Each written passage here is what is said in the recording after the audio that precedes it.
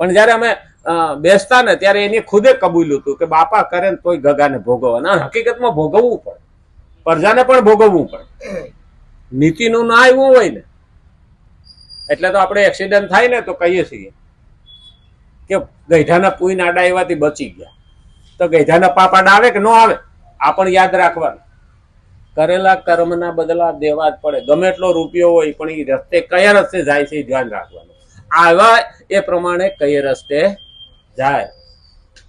નહીં ખરેખર આ તો હું 50 વર્ષ પહેલાની વાત કરું. અત્યારે તે વ્યક્તિ હોય કે ના હોય ખબર જ નથી. કારણ કે અમે જયારે બેસતા એને ખુદે કબૂલ્યું હતું. તો મા બાપ એવું તો ના જ કરીને જવું જોઈએ કે જે બાળકોને કાયમ ગાળો દેવાનો વારો આવે.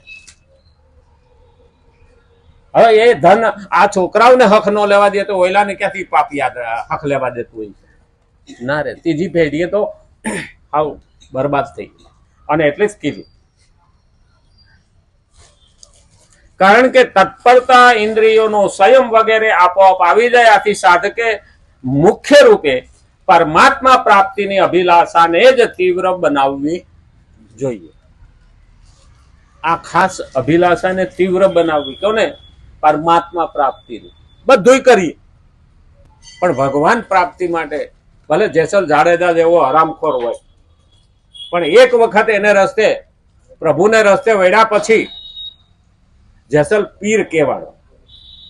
ભક્તિ એવી હોવી જોઈએ. તો મારી ભૂલ થઈ ગઈ, મેં પાપ કર્યા, આવું કબૂલ લેવાનું ભગવાન આગળ. હવે પછી આ કરીશ નહીં, આમાંથી મને છુટકારો દે. તો પાપ તારું પરકાશ જાડેજા, ધર્મ તારો સંભાળ, તારી બેડલીને બુડવા નહીં કરવું. બહુ મહત્વનું છે. અને એને સાચું સમજાઈ ગયું અને એને તરત જ કહી દીધું જેટલા મથેજા વાળ તોડી રાણી એટલા તે વક્રમ મેં કર્યા. તો ભગવાને પણ આ ભગવદ્ ગીતામાં કીધું છે કે અપિચેત દુરાચારી.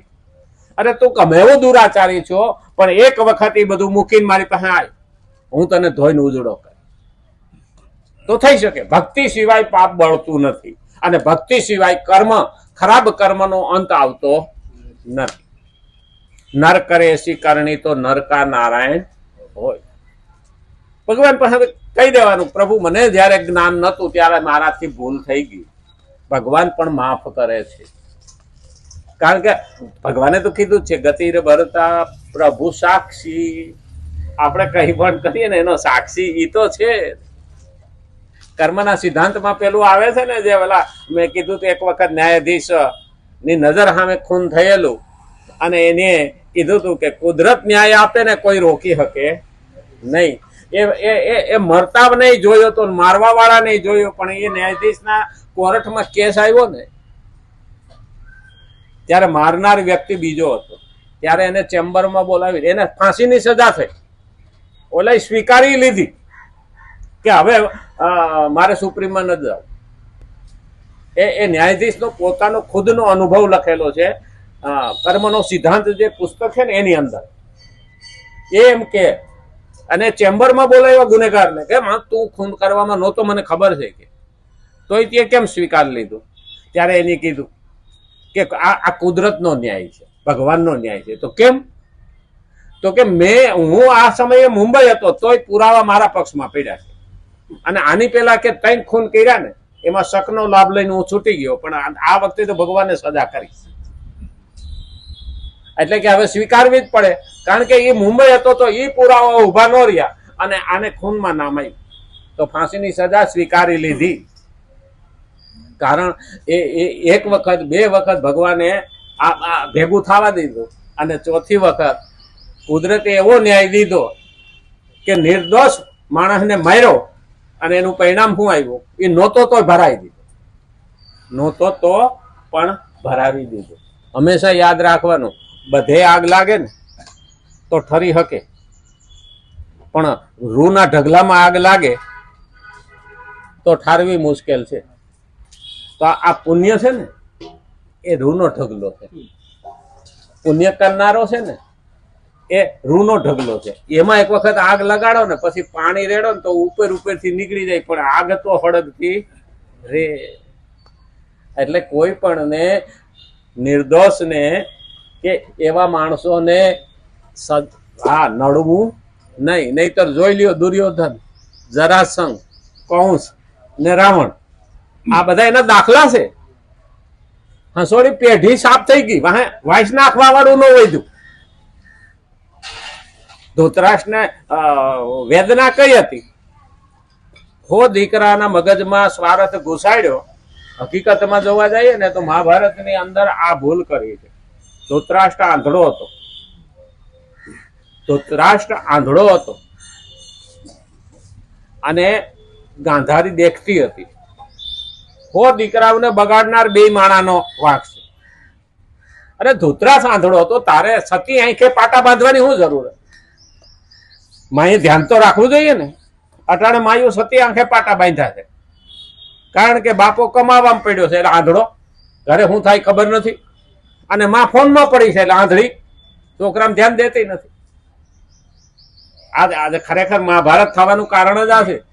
આજે છોકરા કેવા બગડ્યા, અને એ જે છોકરાઓના હાથમાં પાછા ફોન પકડાવી દી એટલે એ છોકરા હારું જોવે ને હા હતું જોવે, પછી એનું પરિણામ કેવું આવે? આ ઓલી મહારાષ્ટ્રની અંદર પીસીએલ કંપની, પીસીએલ શું નામ, એમાં જે હિન્દુની છોકરીઓને ઓલા મુસલમાનો, એનો તો એક જ ધ્યેય, ગમે એટલું ભણે, ગમે એટલા ઊંચા પગારમાં જાય, પણ એક જ છે મુસ્લિમ ધર્મ વધારો. તો આપણે કેટલી હિન્દુની છોકરીઓને, નહીતર એ ટીસીએસ કંપની તો કેવડી મોટી છે, 6 લાખ કર્મચારી છે. ટાટાએ ખુલાસો કરવો પડ્યો કે અમારી નીતિ આ નથી. તો સરકારે જવાબ માંગ્યો, તો તમારે અહીંયા હાલે કેમ આવું? આ 4 વર્ષથી હાલતું તો કેટલી છોકરીઓને મુસલમાન બનાવી છે હિન્દુની, અને આપણી છોકરીઓ બસ સ્વાર્થ હાટું થઈ અને નમાજ પઢવા માટે કેટલી હદે ફેલાઈ ગયું છે. એ લોકો ક્યાં ફેલાણા? કોર્પોરેટ જગતમાં ઓછા પગારે ઊંચા હોદ્દા ઉપર બેસે એટલે ત્યાં બેઠા બેઠા નીચલા વાળાને મુસલમાન બનાવે. આ કોર્પોરેટ જેહાદ છે. પછી જીમ જેહાદ. આ જે જીમમાં જાય એ લોકો જે જીમ શીખડાવવા વાળા છે એ બૈરાઓને લાલચ આપે, હું તને એક્સ્ટ્રા, આપણા હિન્દુ બૈરાઓને છોકરીઓને કે હું તને એક્સ્ટ્રા મફતમાં શીખડાવી, એટલે આપણા વાળા લલચાઈ જાય અને પછી એને એમાં ભેળવી દે અને પછી કઢંગા ફોટા લે અને એનાથી બ્લેકમેલ કરે ને એનાથી આવું કરે. આ સુરતમાં એમ પકડાણું, યુપીની અંદર 7 જીમ એવી રીતે પકડાણા કે જે બૈરાઓનો દુરુપયોગ થતો. પછી બ્યુટી પાર્લર, એને ખબર છે કે હિન્દુની છોકરીઓ અહીંયા વધારે જ આવવાની, એટલે શું કે અમારું પેકેજ ઓછું છે. હા, એટલે આપણને ખબર નથી. હમણાં એક મેં પેલા જાહેરાતનું કાગળિયું આવ્યું ને મારે ઘેર પેપર ભેગું, એમાં હતો જન્નત બ્યુટી પાર્લર. મેં કીધું આ મુસલમાનનું છે? હમણાં અહીંયા જ એટલામાં ક્યાંક થયું છે જન્નત. જન્નત એટલે શું થયું? મુસલમાનનું નામ છે જન્નત.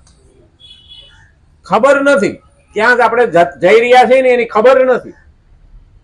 બ્યુટી પાર્લર એટલે ત્યાં સ્ત્રીનું પેકેજ હોય કે 5000 ને બદલે અમે તમને 2000 માં કરી આપશો. એટલે આપણે લોભ્યા, ત્યાં ધુતારા ફાવે અને એમાં સ્ત્રીઓ ફસાય, અને એના મારફત જે આવે છે એ ધ્યાન રાખવાનું. આપણે આમાં નહીં ચેતીએ તો આપણી બેન દીકરીઓની ઇજ્જત સલામત નથી. કારણ કે બેન દીકરીઓને મુસલમાનની બૈરાઓ બ્યુટી પાર્લરમાં નથી જતી, આપણી વાળી જાય. અને આપણા વાળા વાણંદ છે એ મુસલમાનોને ઓછા પગારમાં રાખે. આપણે રોડ ઉપર 2-3 જગ્યાએ મેં જોયું છે કે મુસલમાનો કારીગર, એનો એક જ ધંધો છે, ગમે ત્યાં સારી કે નાની નોકરી કરતો હોય છે ને એનો એક જ નિશાન હોય કે કાં હિન્દુના પુરુષ અને હિન્દુની છોકરીઓ એને મુસલમાન બનાવે. જે હા, ગમે એમ કરીને ભારતને મુસ્લિમ દેશ બનાવે. પણ આપણે સમજતા નથી. પેલું યાદ રાખવાનું